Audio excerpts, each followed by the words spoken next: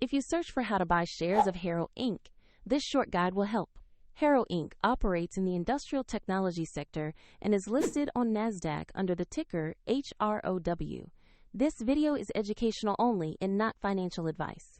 You need a brokerage account to buy stocks, and I'll use eToro as an example to show the steps. After signing up, you must verify your account, usually by uploading an ID, and add funds before placing any trades. On the platform, use the search bar and type the ticker HROW to find Harrow Inc. Make sure you select the exact NASDAQ listing to locate the correct stock. The stock page shows basic company information and a price chart to review recent movement. Confirm the page lists Harrow Inc. on NASDAQ before continuing. To invest, press the Trade or Buy button, enter the amount you want to purchase, then carefully review and confirm the order.